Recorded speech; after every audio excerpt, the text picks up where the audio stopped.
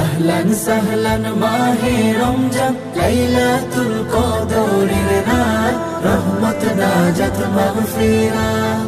আল্লাহুম্মা বারিক লানা ফি রজব ওয়া শাবান ওয়া বাল্লিগনা রমাদান।